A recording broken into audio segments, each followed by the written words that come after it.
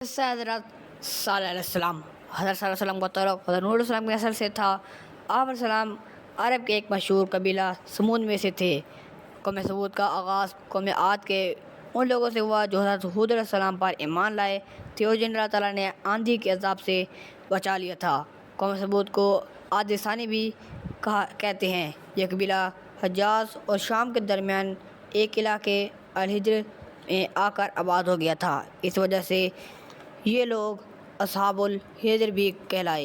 ये जगह आज भी अल-हिज्र के नाम से मौजूद है। इसे मदाइन सालेह अलैहिस्सलाम भी कहा जाता है। अल्लाह ताला ने इस कौम को बड़ी सलाहियतें दी थीं। वो पहाड़ों को तराश कर शानदार महल बनाते थे। अल्लाह ताला ने उन्हें मवेशी, बेटे, बगात और चश्मों जैसी बेहतरीन नेमतें अता फरमाई थी। कौम समूद ने अल्लाह ताला की इन अजीम नेमतों पर उसका शुक्र अदा करने और उसकी इबादत करने के बजाय कुफ्र, शिर्क और सरकशी का रास्ता अख्तियार किया। वो अपनी ताकत और नेमतों की कसरत पर इतराने और तकब्बुर करने लगे। अल्लाह ताला ने कौम समूद को सीधे रास्ता दिखाने के लिए हज़रत सल्लल्लाहु अलैहि वसल्लम को रसूल बनाकर भेजा। आप अलैहिस्सलाम ने लोगों को एक अल्लाह ताला की इबादत करने की दावत दी और इतनी बड़ी के अता फरमाने पर अल्लाह ताला का शुक्र अदा करने की नसीहत फरमाई। आप अलैहिस्सलाम ने उन्हें शिर्क करने और बुतों की पूजा करने से भी मना फरमाया। कौम समूद ने हज़रत सल्लल्लाहु अलैहि वसल्लम की मुखालिफ की और दावत तौहीद को मानने से इनकार कर दिया। इन लोगों ने आप अलैहिस्सलाम पर मुख्तलिफ एतराज़ात करने शुरू कर दिए। इनकी कौम के काफिर सरदारों ने अपनी कौम को गुमराह किया और गरीब अहले ईमान को सीधे रास्ते से हटाने की भी बहुत कोशिश की। कौम समूद ने हज़रत सल्लल्लाहु अलैहि वसल्लम से एक ऐसा मुतालबा किया जिसका पूरा होना नामुमकिन नज़र आ रहा था। वो हज़रत सल्लल्लाहु अलैहि वसल्लम से कहने लगे कि अगर तुम अल्लाह ताला के सच्चे रसूल हो तो कोई निशानी लेकर आओ।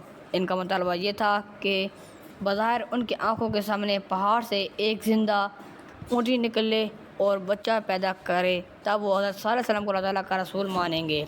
हज़रत सल्लल्लाहु ने अल्लाह ताला से दुआ मांगी तो अल्लाह ताला ने ये मौजज़ा अता फरमा दिया। इस तरह अल्लाह ताला ने उन लोगों के इस मुतालबे को पूरा कर दिखाया।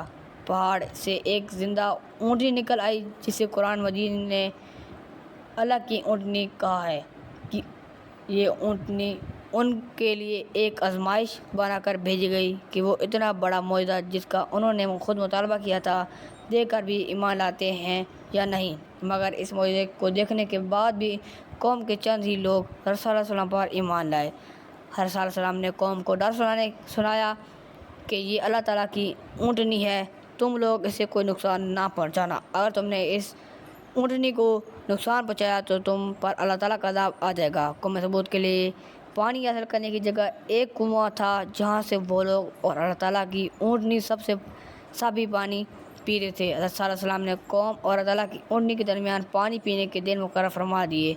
आप अलैहिस्सलाम ने फरमाया, एक दिन कौम और उनके जानवर पानी पिएंगे और एक दिन अल्लाह ताला की ऊँटनी पानी पिएगी। कौम के लोग अल्लाह ताला की ऊँटनी को कुछ दिन तो बर्दाश्त करते रहे, लेकिन फिर उन काफिरों ने आपस में मशवरा किया कि उसे हलाक किया जाए। फिर उनमें से एक बहुत ही बुरे आदमी करार ने ऊँटनी की टांगें काट डालीं और ऊँटनी चीखती हुई ज़मीन पर गिर पड़ी और मर गई। हज़रत सल्लल्लाहु अलैहि वसल्लम ने कौम से फरमाया कि तुम्हारे लिए 3 दिन के मोहलत है, तुम कुछ और मज़े कर लो, फिर अल्लाह का अज़ाब तुम पर आएगा। 3 दिन बाद अल्लाह ताला का अज़ाब एक बहुत तेज़ आवाज़ और ज़लज़ले की सूरत में आया जिसने तमाम काफिरों को हलाक कर दिया।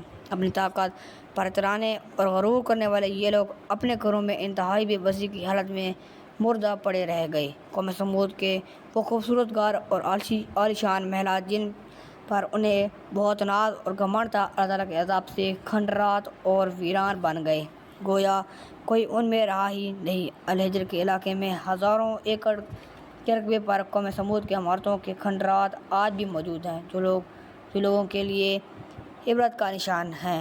ग़ज़वा तबूक के मौके पर जब आप खातमुन नबी सल्लल्लाहु अलैहि वसल्लम का गुज़र अल-हिज्र के मकाम से हुआ तो आप खातमुन नबी सल्लल्लाहु अलैहि वसल्लम ने सहाबा कराम अलैहिस्सलाम से फरमाया, ये वो बस्ती है जिस पर अल्लाह ताला का अज़ाब अब हुआ, यहाँ ना क़याम करो और ना यहाँ के इशिया से फ़ायदा उठाओ और आगे बढ़कर दूसरी जगह क़याम करो। ऐसा ना हो कि तुम भी किसी मुसीबत में मुब्तला हो जाओ।